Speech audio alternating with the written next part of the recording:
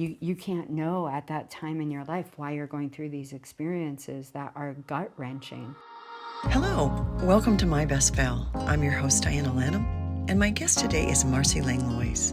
Marcy is a mind and body somatic coach, a professional speaker, and host of the Living Beyond Limits podcast. Born with a facial deformity, Marcy endured a painful childhood filled with multiple surgeries, severe bullying, and family dysfunction, ultimately leading to a self-medicating cycle of drug and alcohol addiction. But Marcy's story is also one of hope, and she shares how taking control of her trauma and learning to heal by sharing her story with others finally led her to her next best life. Please welcome my guest, Marcy Langlois. Marcy, I'm so happy that you're here with us today. You have a wonderful story, and I'm excited to share it with our audience. Awesome. Thank you so much for having me. It's such a pleasure to be here. Your story is so much in line with what My Best Val is. The premise of my show about having people tell their stories and have it be reflected in our audience, and so that they can, if they're going through something like that, they can listen to your story, see how it started for you, see what your journey is, and actually see that you're now thriving. You're from Colorado Springs. Yes. So talk to me about what you do and who you are. Yeah. I've been a mortgage banker for the last 23 years and really thrived in my career. And currently I'm married. I have been for 23 years also. We've raised a daughter. Her name is Brianna. And we love our dogs. And mostly I just love being at home on my deck outside with my flowers and my plants. I love that. That's my dream life too. Yeah, it's super simple. Like the more simple, the better it is for me. Yeah, I have a dog too. He's not here today otherwise, but yeah. So we're all dog people here. How long have you been a mortgage banker? 23 years. 23 years. Yeah. Okay. And let's kind of get into your story. Sure. We'll talk about, and I'd like to go back because I know it started, your journey started in childhood. So I was born in a rural part of Vermont, right on the Canadian border. And so we had a local hospital that was like 30 minutes from where I grew up. And I was born in that little hospital. And then I was only the 7th baby born there with a cleft lip and palate. As soon as I was born and they saw that I had this facial deformity going on, they took me to the university hospital, which was like an hour from where I grew up, where I lived. And I spent the first 7 days of my life in the university hospital. They were trying to figure out what was going on with my body. So oftentimes when you're born with a cleft lip and palate, that's like the outward sign that there's internal issues going on. Issues with your heart, your digestive system. People are blind, people are deaf. I mean, it literally can affect every part of your being. Again, it's just the outward sign that there's other issues. So the first 7 days of my life were trying to figure out, like, is this baby okay? Or is there other things that need to happen? What's going on? That's a very important part of my story, the first 7 days of my life. A lot of my time over my healing journey has been about trying to figure out what has made me who I am, why I've had the difficulties that I've had with my physical health, with my mental health. And what I've learned is that science has proven that the first 90 days that we're alive is when your nervous system is being wired. And the only way your nervous system is wired is one of two ways. Either you're safe and you're secure, or you're not. Mm. And so the first 7 days of my life, I clearly did not feel safe, right? A newborn baby and just test and trying to figure out and poking and prodding. You're not right? being held constantly by your parents. And yeah. Right? And my mom did come to the hospital, and she spent the days with me in the hospital as soon as she was able to get there. And all of that. So I wasn't abandoned in that way or anything, but the body doesn't know the difference. And so, and I also had my first surgery when I was right at 3 months old. So right at the end of that period of wiring for safety and security or not, I had my first surgery, which is when they started to repair my lip. Did they find anything wrong with your system? I mean, That's a great question. No, they didn't. So everything that was appearing on the external is what was the depth of my issues. So it was my lip, my nose. I had no palate to the roof of my mouth. I don't hear great, and I had chronic ear infections. Like when I say well, I would chronic, think because that's all kind of connected. Yeah, I yeah, can see the that. whole thing. Yeah. And when I say chronic, I mean like literally I do a dose of antibiotics and I'd be off antibiotics for maybe a week and I would have another ear infection right behind that one. Oh my and that gosh. was my life until I was probably almost like 12 years old. So from when you were born to 12 years old, you were dealing with that? Yes. Oh my gosh. Were you born premature? No. So it was just something going on with your nose and your ear canals and all that, right? It just, Yeah. Yeah. And my teeth, like I got braces on my teeth when I was in kindergarten and I got them off my senior year of high school. wait, no, okay. Yeah. How can a kindergartner have braces and manage that? I can't even imagine. My 12-year-old couldn't even manage it. It was awful. It was awful. Do you have siblings? Yeah, I have one older sibling. He's 19 months older than me. Yeah. And my mom was 17 when she had my brother. And so she was just 19 when she had me. You had mentioned on another podcast about you felt like your home life was chaotic and that you were in chaos. Was that your whole childhood or was that just parts of your childhood? No, it was my whole childhood. My dad was an active alcoholic. And so that whole, just that kind of relationship, right? A really young mom with an alcoholic husband. And two little babies. And two little babies, Yeah. and me needing so much. In the hospital. Yeah, That's constant. a lot. Yeah, like the first like 6 months I was alive, my mom fed me with an eyedropper because I didn't have the ability to suck because my lip wasn't closed and healed. I was never satiated as a baby. I always felt like I was hungry. Yeah. So I cried all the time. So she had all that going on, and then my father at the bar Dealing with drinking. that. And Your poor mom. I know that yeah, for you to be a baby and be going through that's traumatic anyways. yeah. But your poor mom. Oh yeah, Are your parents still alive? they are. Yeah. Yeah, and they're still married. Really? Yeah, and I have a really wonderful relationship with my mom, and things with my dad are tenuous. Did he ever recover from his alcoholism? He stopped drinking when I was about 15 or 16 years old. He's drank a couple of times since then, but 99.9% of the time, no alcohol in his life at all. Wow. Yeah, but he didn't really change, Oh. right? Like, that's the thing about recovery. Like, if you just stop drinking, drinking was never really the problem, Yeah. right? Drinking is just a symptom of what the problem is. Yeah. And you're also medicating. Yeah. You know, so you don't feel the problem. Yeah. Yes, Yeah. exactly. And so you have to deal with the problem or otherwise nothing ever gets fixed. And on top of his crazy behavior, my needs, my brother getting lost in the shuffle somewhere and my mom trying to hold it all together, we didn't have a lot of resources. After we lost the farm, my dad got a piece of land and drug out our mobile home onto this piece of land, and it was raw land. There was no water, there was no electricity.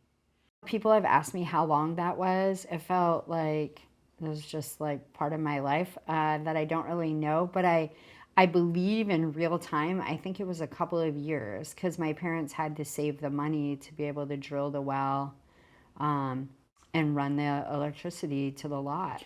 Isn't it interesting though, even though that is very complex and complicated and not good. It's just Not ideal. It's just not good. Yeah. It's not ideal. But isn't it amazing when you're kids? I mean, your brother wasn't dealing with your health issues, but a lot of times when people talk about their memories of things like that, growing up without electricity and water and stuff, for kids, when you're going through it, you know that it's not normal if you're shown that it's not normal with other kids. But a lot of times kids don't, they're resilient, right? Uh-huh. Throughout your life, you've had 23 surgeries? Did I get that right? Yeah, yeah. So what would happen is, I had a team of doctors that would operate on me, right? So the ear, nose, throat guy, the plastic surgeon. I had plates and screws put in my jaws. I had bone taken out of my hip. I had bone put in my jaw, and I had all of my wisdom teeth that were impacted out in one surgery. So I had 9 of those from 3 months to 18 years old. And in there were 23 procedures that happened. Oh my gosh. Yeah. And so they had just had to reconstruct the whole, your palate and the inside of your face. Yes, Oh, that's exactly what happened. I'm sorry. What's fascinating is that I don't remember, when I was younger and all of those things happened. I definitely remember when I was older, but my body remembers. Yeah. Like, And what do you mean by that?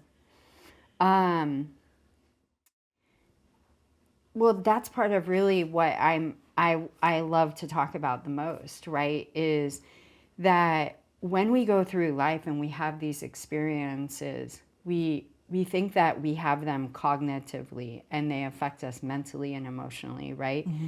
But that's what I've learned in my own journey is that's not the end. All of this trauma that my body has remembered and stored and held on to, even though I went to therapy for 20 years and I've been in a program of recovery and I've done all the things that theoretically a person should do to deal with my life story, but have not found the relief. And that's because the trauma is literally stored in the body. Can you release it? Is there a way to do it, or is it Yes. it's just with you for the rest of your life? In my opinion, no, it is not. Peter Levine is an incredible researcher, and I think he may be a psychiatrist, but don't take my word on that. But he has written so much about this since like the 70s, and he has been a guiding light for me. And he talks about this really openly, about the fact that the trauma is stored in the body. And there's a multitude of ways, honestly, that you can go about addressing it. That is what I've been working on the last several years, is to really uncover that, like Yeah. what works for me and how to get this trauma out of my body. And it's insane. When I do this work, the work that I am primarily focused in right now is called somatic experiencing. Somatic just means of the body. Working with the somatic experiencing practitioner is all about just feeling whatever it is you're feeling in your body. So let's say I have pressure in my chest, and I name that, and I say I have pressure in my chest, and that's what I feel right now. Okay. And she'll say, okay, so if we ask the body what way that pressure would want to move, what happens? And you just wait, and you notice what you feel next. And inevitably, you will follow a cycle through your body, or you may just stay at the chest. But always, without fail, I will feel anxious. Often I cry. I will shake. I will feel sick to my stomach. I feel like I can't breathe. And I have zero memory attached with any of those things at all. Not one single memory comes up. Wow, It is literally just staying present to the body. And the whole idea behind all of it is that Peter Levine says that if you can create enough safety within the body, that the nervous system will start to release what it's held. And that has been my lived experience. hearing you talk about how to let it go, and then it's not just talking to a therapist and getting it off your mind, that your body has to, it has to get off your body as well. That's interesting. You've talked about the surgeries and the pain of that and your household. So can you talk to us about just going through school and the bullying and kind of lead us through how that started and how it led to other things in your life? I would go to the supermarket with my mom, and there would be someone there that had not seen me before, and they would point and they would stare. And these were adults. I was going to say, was it children? Because Not, children, you can't control that. They're going to yeah, stare and not point. always kids. It would be adults. Wow. And the worst is like, what are they thinking? Like, are they just genuinely curious? Like they want to, they want understanding? Or are they like, oh my God, she's so ugly, right? And usually that's what I thought about myself is, oh my God, I'm so ugly, and that's why they're looking at me, right? But it was the no like interchange or exchange that would allow me to clear that up for myself. I just automatically made that assumption. And at school, kids just thought, they would walk around and try to mimic the way that I looked. My bottom jaw used to stick out 11 millimeters ahead of my top jaw. 11 millimeters is like that. So you have an underbite and a crossbite. Yeah. So it was crooked? Yes. Could you chew? I could chew. Here's a perfect example. I used to laugh about this when I was a kid. When you eat corn on the cob? And everybody can eat like 4 rows of corn on the cob, and then you turn your corn, and then you eat 4 more rows. Yeah. Okay. Well, I could eat 4 rows of corn, but 1 row was always still present. And I used to say to my mom, like, not only do I not want 3 front teeth anymore, I also want to be able to eat all 4 rows of corn. That was your... That was like your my Rubicon. That's what I was trying to strive for. Yeah. Was to eat 4 rows of corn. Oh, wow. Right? But that's how severe and significant it was, right? Is that my Yeah. teeth just didn't align enough for me to be able to do that. I don't know if that helps create some imagery for you. No, it does, because I like. have one of my siblings. She has had problems with her jaw and stuff too, and she had a severe underbite, and she ended up just getting it fixed because she couldn't. Her jaw was just all out, and it was causing all of these problems and this pain, because when your jaw is out or not aligned, and the clicking and the biting incorrectly, it affects everything, your neck, your headaches, and everything. So Yeah. how long did it take before it became stabilized? So my lip and my palate were repaired by the time I was 2.5. But then it was all dentistry and orthodontics, and speech lessons. I was in speech lessons until I was in the 5th grade. Oh, really? Oh yeah, because my speech was really slurred and slushed. And it can still be sometimes today, but that was a big deal for me. And that was worse than bullying. I felt so much shame having to go to speech lessons. First of all, I was going to school at a Catholic school, and then I had to go to the public school because that's where they had the speech pathologist. Mm-hmm. So I would come to class late every week on the same day. And it's like, that's one more thing that's wrong with me. That's one more That's reason. making you stand out. Yeah, that I'm not like all these other kids, right? And then just sitting there, and you have to hold a mirror in front of your face, because you're literally trying to train your brain that when you move your mouth in a certain way, that this noise now comes out. So you literally watch your tongue, you watch your lips, you watch as your mouth opens and closes. It just felt humiliating and degrading. Like, why can't I just say these words, And then you had something more that you were learning to deal with.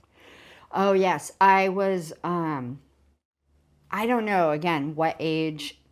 It was, right? Yeah. So many things going on all at once. But I definitely knew that I was outside of the societal norm, and I was not heterosexual. I knew that, I wasn't attracted to the little boys on the playground, but I liked the little girls. And it was just who I was at a very, very young age. And I just was like, how do I have to deal with this too, right? Yeah. Like, this has got to go away. Maybe if I just don't acknowledge it. And so I tried so hard to just like boys to be interested in that, to be a girly girl, you know. I wanted to ride a BMX bike and build jumps and forts with my brother. That was what I wanted to do. So when I knew that this was going to be a problem, sitting in a Catholic school, Yeah. coming from a very Catholic family,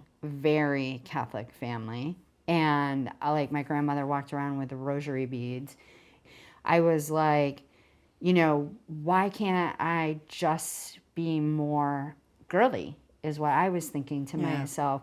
And I couldn't deny who I was.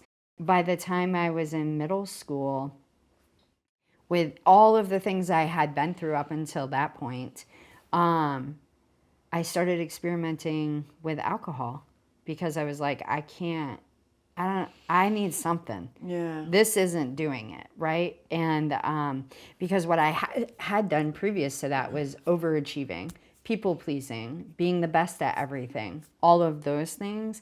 It was like, that's helpful to some degree. It made me friends. It stopped a lot of the bullying and teasing. And I enjoyed doing well. I enjoyed excelling. And so it filled that hole. But it was like this feeling of self-hatred and loneliness. And nobody can find out, Yeah, no one especially in your environment. I Yeah. mean, kids are dealing with that anyways, but also dealing with, you know, that kind of oppression from the Catholicism too. Yes. Yeah, that, and being so worried that you're going to say something or do something and someone's going to like suspect or call you out, right? And you're going to, Yeah. it's a whole host of things. That is so much to hold. That's just so much to hold inside. And then you're dealing with, you know, the surgeries and everything. And oh my God, how old were you when you started drinking? The first time I ever got drunk was at my cousin's wedding when I was like, I don't know, 9 or 10 years old. Really? Oh, yeah. Did anyone notice that there was a drunk 9-year-old at the wedding? I was like, I don't was that even normal? I don't That it was even okay, rem- or did someone think it was funny and cute? Yeah. Yeah, I don't even really remember. Do you know what I mean? Yeah. Yeah. Yeah, I would know if my 9-year-old had gotten And drunk. I'd also know if one of my nieces and nephews or one of my friends' child was getting drunk. Yeah, I mean, my dad drank beer in a can. And so I can remember for as long as I was alive. Like, it's as clear, I can see myself right now in my mind's eye going to the fridge, getting my dad a beer, cracking the beer, chugging a quarter or half of that beer, and then my dad ripping it out of my hand and being like, "You're not supposed to be drinking my beer." And I'd do it again the next time he needed a beer. Well, he drank a lot of beer every night. Wow. And that's how I grew up, you know what I mean? And so in middle school, I was drinking, you know, as often as I could get my hands on alcohol. And that wasn't hard because of Yeah. the environment I grew up in. Yeah. Was it just teenagers drinking, or do you think that you were starting to kind of have an addiction, especially when it's in your DNA with your father, because that usually is a genetic thing?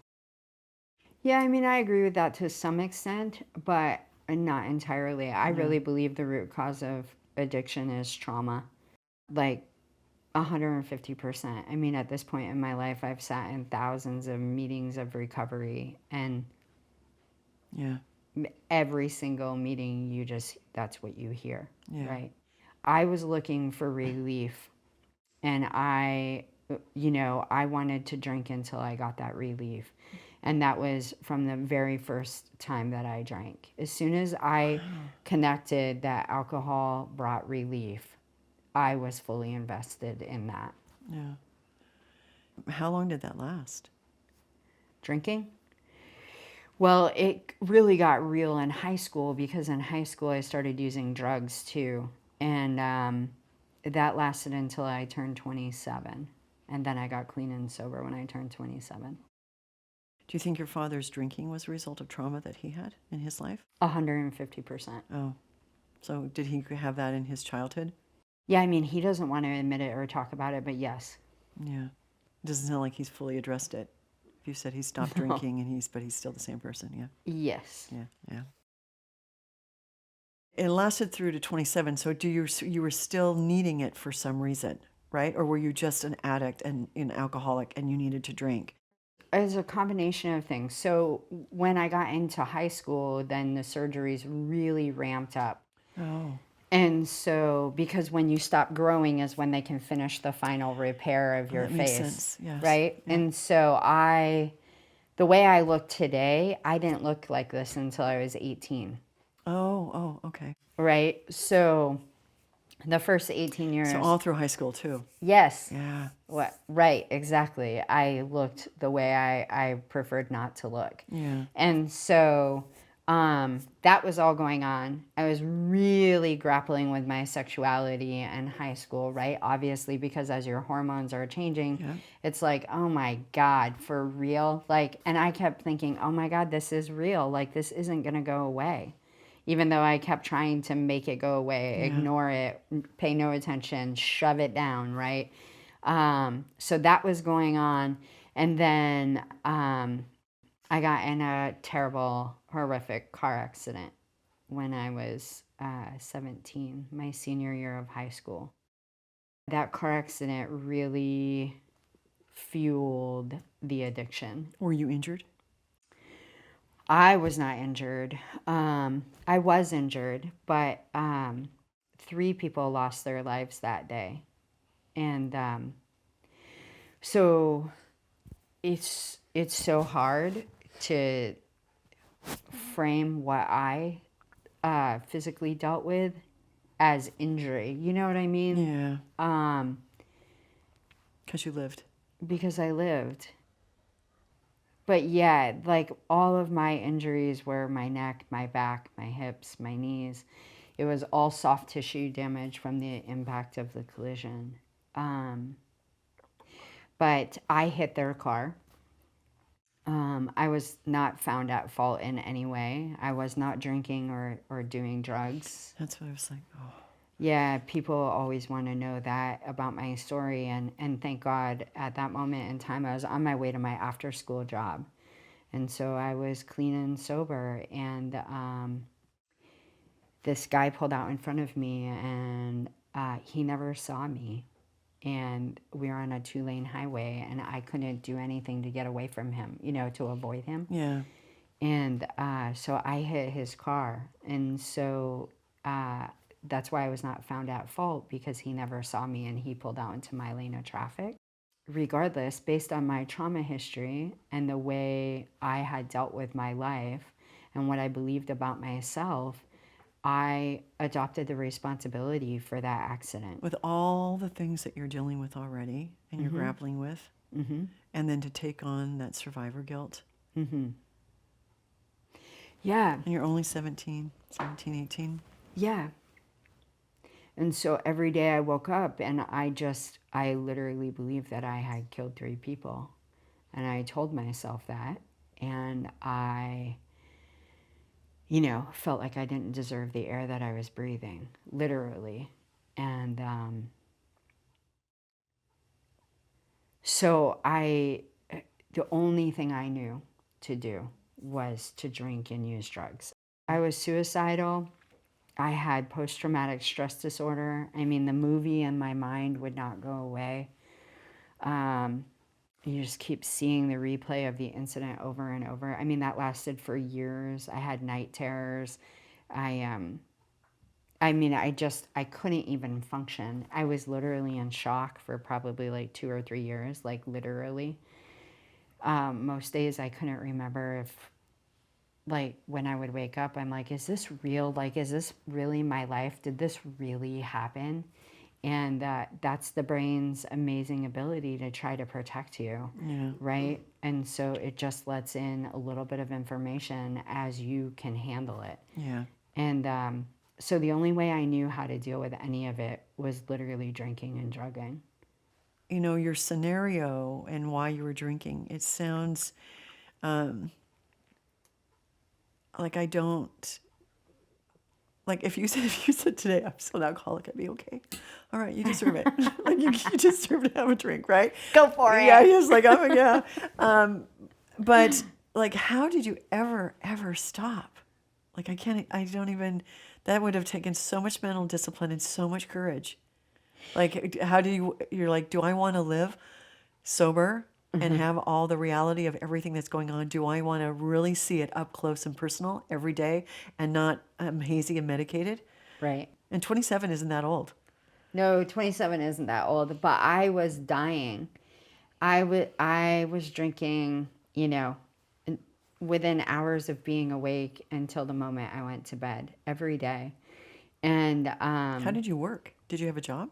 yeah, Yeah. but I drank on my job because I was a bartender. Oh, Then I got into the mortgage banking business, and I would leave work and I would go drink, and I'd go back to work, and then I'd leave work and go drink. And right, I was doing all of that. And but really what ended up happening is I met who is now my wife, Tracy, and she had a little girl, and her name was Brianna. And she at this time would have been 10, right? I think my math is right on that. She would have been 10. And we had been together for about a year. And, I did exactly to Brianna what was done to me, right? I went to the bar. Tracy was working. I had to pick Brianna up from school. So I would have been at the bar drinking. I'd go to school, pick Brianna up, and then bring Brianna back to the bar. That's what my dad did to me, right? With me. yeah.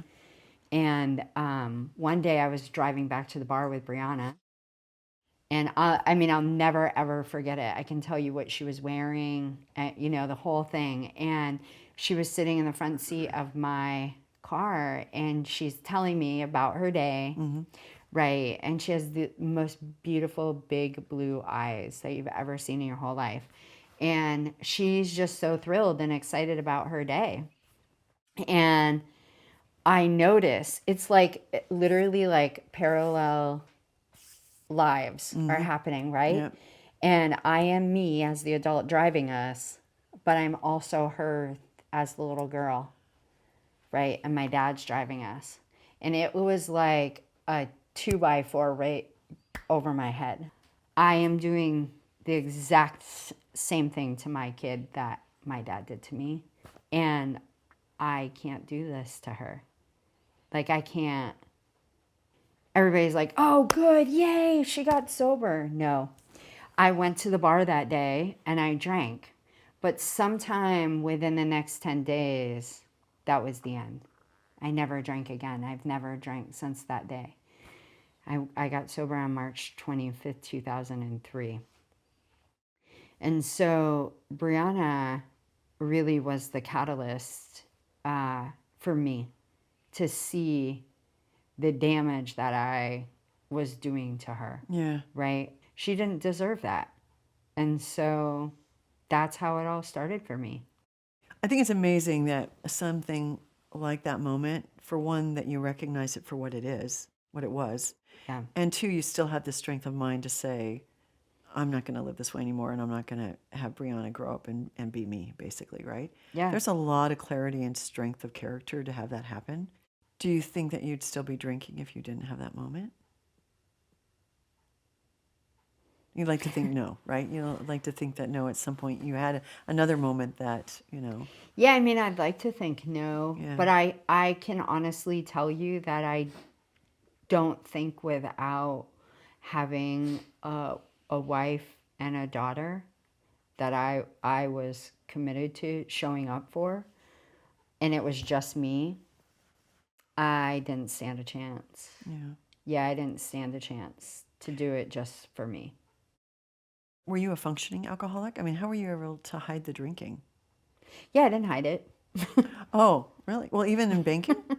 Yeah, I got sober at 27. It was 10 days after I turned 27 is when I got sober, the day I got Yeah. sober. So really I was drinking like this when I was like 25 and 26 years old. And you have to remember the way I grew up, right? I came from this, right? Like, this is normal. This is what people do, Yeah. right? Yeah. My dad might be at work, but he might have a beer in his hand. You do what you do, right? Were you drinking heavily? Yeah. Wow. A shot and a beer every round. And it was nothing for me to drink like 12, 15, 18 beers in a day. Oh my God. Uh-huh. Oh, yeah. Surprised that you were walking. Yes. What made you decide to be a banker, a mortgage banker? Like, that is like so, Random. like, how did you even know about it? Yeah. Because I used to have this guy that would come to my bar, and he had the nicest clothes. His shirt was so starched you could stand it on the bar and it'd stand up. He wore a Rolex. He'd tip me $100 to pour him one drink. I'm like, who are you? Right? And you're drinking like this. Like, Yeah. I want your life. You know what I mean? Like, You have money and alcohol. yes, It's perfect. Yeah, this yeah, is yeah. amazing. And you're telling me you're at work? Yeah. And you're here? Like, I need this hookup. Yeah. And so I talked about it with him for a couple of years, and he's like, "Oh, you could never do it." Well, those are like, you never say to me, like, you can never do it, because then I'm like, I'm going to do it, right? Yeah. Every single time. That's how it started, is him telling me that I couldn't do it. And then finally I was like, no, really, like, I want to do something different with my life and for my life, right? And like, now I have a family, and this is really important. Yeah. And so he made some suggestions on how I could get started. You must have had an affinity for it. Otherwise, it wouldn't have lasted. Yeah, I love mortgage banking. I mean, now I have a coaching business, but mortgage banking for me, for really the first 15 years in the business, was like, Yeah. I excelled and was in the top 1% of all mortgage bankers in the country. And I mean, I loved it. Now, what did you love about it? It's rooted in dysfunction. The better you are at sales, the more money you make, the more people you interact with that tell you you're amazing, right? So it's all coming from a lack of self-confidence, Oh, yeah. right? I can see that. Had no idea that it was gas on my fire at the time. But also the other part of my job is just that I love helping people. Like, I love helping people. And like, I didn't want the guy that could qualify at Chase Bank. Yeah. Right? No, I want the single mom with 2 kids that doesn't get child support, Yeah. and we get her in a house. Yeah. Right? Like, Yeah. I have so many women like that. Story after story I could tell you. And those people, would keep me up for days on end, right? Worrying about getting the file through. Yeah. But it was so rewarding for me to change people's lives in that way. When you can help somebody become a homeowner that never thought they could, Yeah. is incredible. It doesn't check all the boxes. And Yeah. You can find it. Yeah. Yeah. So, when did you decide to get into coaching? Because I would tell my story in public, and people would be like, Yeah, that's exactly what I did. right? People would say things to me like, well, if you can do this, then I can do this. Yes. Right? If you found a way through, then I can now find a way through. Yeah. And so I didn't want to do that, because I didn't want to tell my story. Why? Did you not want people to know about it? No, I didn't want to live through that over and over and over again, right? Oh, yeah. But what I've learned is that when you do, like, when you are in the midst of the healing, then it feels like you're reliving it every time you tell it. And when you are on the other side of healing never ends. But when you are on the other side of that, it's not reliving it. Yeah. I'm just telling you what happened. Yeah. It's not who I am. It's not the way I live my life today. It absolutely affected me and influenced everything about who I was, but it's no longer who I am. Yeah. And it doesn't define me. And that's your best fail. Right there. Right? 100%. We were talking about this earlier. It's the thing that you didn't think you could get through, or that would never go away, that you'd be dragging that around forever. Right. It's the journey that you take where you start to get through it. Yeah. And then it's the life lesson when you're on the other side of it and you say, if that thing had not happened to me, I would not have the life that I have now, or I would not be the person I am now. How did it feel the first time you told your story? Terrifying. Did you do it publicly? Yeah. Like, were you in front of people? Because I was in a 12-step program, I had told my story lots of times there. Yeah. But that was different, right? Because the audience is pretty selected, right? Like, people who can relate. And it's a soft landing. Yeah, there's for no the story. judgment. Yeah. You know? But then when I went on the stage for the first time and told my story, it was a whole different experience, and I was terrified. But the audience was so gracious and so kind and loving, and so many people came to me after, and that's what inspired me. Because it gives people hope. Yeah, Yeah. that's what it was. Yeah. I kept saying for the longest time, like, I just don't believe that I've lived through all of these things to sit in my bedroom and not talk about it. Yeah. Like, I have to start talking about this. Well, releasing the trauma. Yeah. Yeah. Getting it out of your body and your mind. Yes. Yeah. When people are going through it and they see someone on the other end able to smile or at least have hope, that has such a huge effect on people. My story doesn't end there. Would you like to be a guest on our show?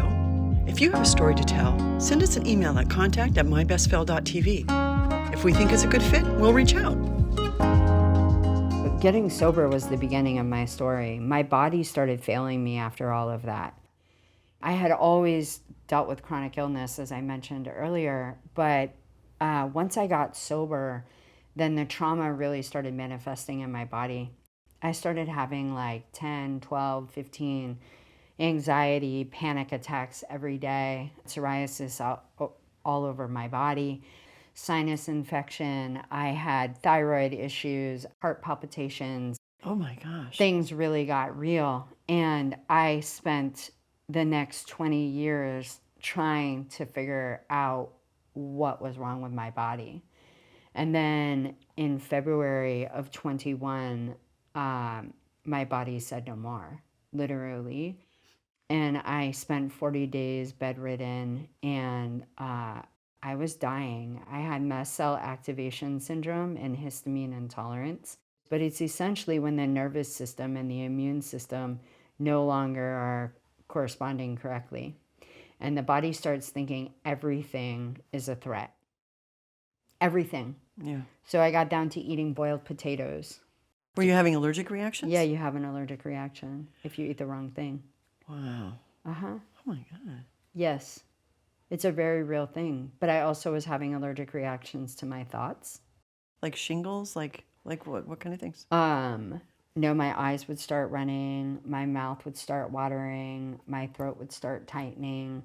I would start having trouble breathing. Like, not like on the floor panting, but I could feel, right, that I'm having trouble breathing now. Like a full-on allergic reaction. Oh my gosh. Yeah. So you asked me, what has inspired me, what, had me start a coaching practice, like all of those things. February of 2021 was the defining moment. When you were in the hospital? I wasn't in the hospital. Oh, you were I was at home? home. So much of my trauma is rooted in Western medicine. Yeah. No, I can understand that. Yeah. Even just the thought of going to the hospital is, yeah. Triggering, yeah. Yeah, I can't. That's not helpful for me at all. You said you spent 40 days bedridden. How did you overcome that and get up? I found an energy medicine lady who started explaining things to me that basically when your system is stuck in fight or flight, that the immune system cannot work correctly. And so she gave me these protocols to do that would help take my body out of a state of chronic fight or flight. And so I was doing them all day, every day, and my system started regulating. But what I started noticing in those 40 days was that what I was thinking was directly correlated to what I was feeling. So when I would think, like, am I ever going to have my career back? Are we going to be okay financially? Am I going to die? Like, all of the things. I was experiencing tremors from head to toe and in my brain. And when I would start thinking about all of these things that I couldn't control, then the tremors in my body would escalate, like times 10. Wow. And I started noticing that if I could just be calm in the moment, like I'm here laying in bed, I have everything that I need right now, Tracy's here, it's just going to be okay. It's okay right now. then the tremors would start to come down. And I never got them to fully go away at that time, but I noticed how that worked, right? Yeah. And so I started spending more time evaluating what I was thinking. And I started seeing this lifelong pattern, which goes back to the first 7 days of my life, of my nervous system being wired that I'm not safe. Yep. For my whole life, I've not felt safe anywhere. It doesn't matter where I go, who I'm with, I've never felt safe. And so I had these thoughts that were running, kind of like a computer where you have all these tabs running in the background and you don't even know they're running. Yeah. That's what was going on with my mind. And that happens for all of us. We all have a program that's running, and whether or not we're aware of it.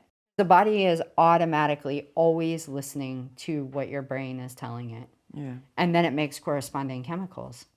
My own thoughts were keeping me stuck in a constant state of survival.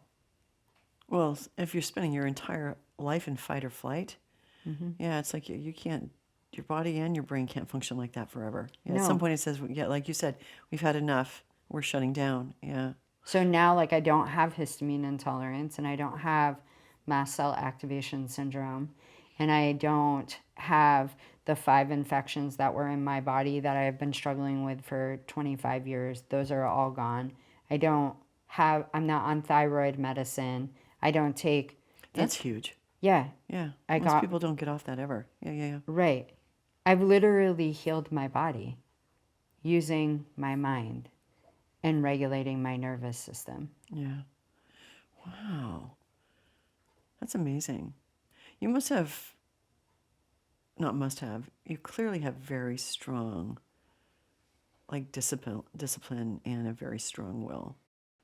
Thank you. People say that to me often, but for me, pain has always been the motivator, right? Like I was riding that train into Crazyville, right, in February of 21. I was working as hard as I could possibly be working. I was just asking my naturopath to give me another supplement so that I could feel better, right? Like I wasn't willing to change. Like, and that's how it shows up for me in my life. It's like I have to literally hit the brick wall to be willing to change typically, Yeah. right? I saw Brianna and I was like, okay, I'm not doing this to her, right? Like like the stakes usually have to be high, and I don't think that's uncommon with the people that I coach. Yeah. I see the same thing. Yeah. They have to get into enough pain to be willing to change. Yeah. So now you're coaching people who are going through similar journeys, I would assume. Yeah. And how long have you been doing that? Almost a year and a half. Wow. And do you love it? Oh my God. Yeah. It's so wonderful. Yeah. It's so wonderful to watch people transform their lives, Yeah. especially the people that think they can't, Yeah. right? For them to become empowered is really, it's so amazing in every way. Yeah. That's awesome. Yeah. So you're not banking anymore, you're just coaching now? I am banking because I've had my business for so long. Oh. And so I just can't seem to. Yeah. But you like it. Yeah. So that's your side hustle now. And Yeah. your coaching is your job. Yeah. Yeah. That's funny. I love that. If you were coaching and you met somebody who was 18, 19, if you met your mother, because, when she was 17, 18, 19, she was going through it too, right? Oh boy. Yeah. What would you say to your 18-year-old self and your 18, 19-year-old mother if you had to give them any sort of hope? That's a fantastic question.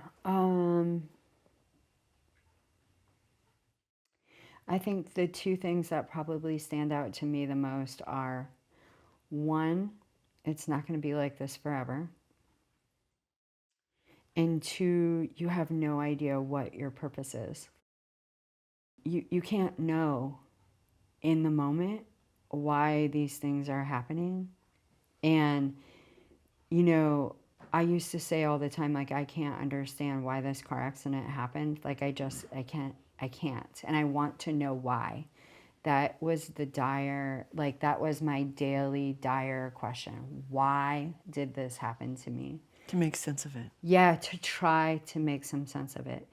And, I didn't know why that happened until like about 5 years ago. And our daughter got in an accident with her father. It was a jet skiing accident, and he was on life support for 13 days, and he lived. But Brianna called us. She was in Arizona at the time, and we caught a flight there. When I saw her at Sky Harbor Airport, she said, "No one can understand like you understand." And it was like a 2x4 again. Oh, yeah. But I understand what it means to injure, harm, hurt another human being to that degree. And we would lay in bed and we would talk about what it would be like if her dad died. Mm-hmm. And we would talk about what it would be like if her dad lived and she had to watch him suffer. And I was like, this is why that accident. And I would do it all over again to be here with my daughter in this time. Like grateful for the experience so you know how to help somebody else go through it, deal through it. That's right. Yeah.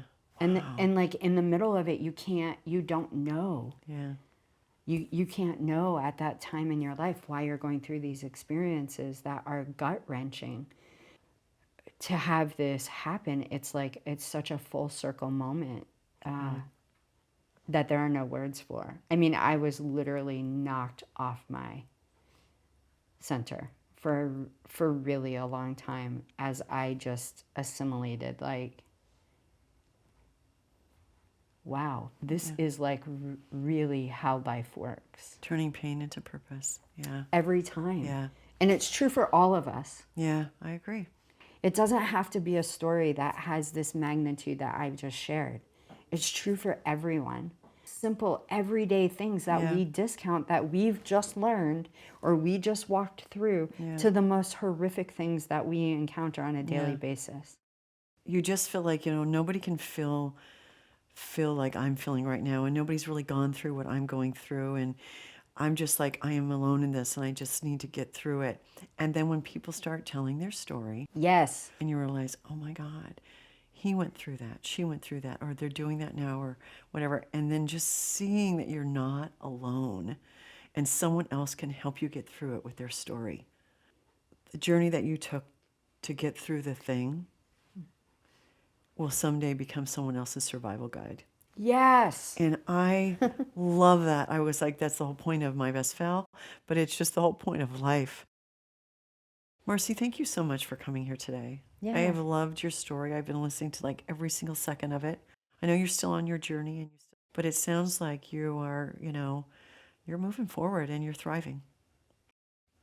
I am. You're thriving, yeah. Yeah. So it's a pleasure to be here, really, honestly. Thank you. it was nice to have you. Yeah.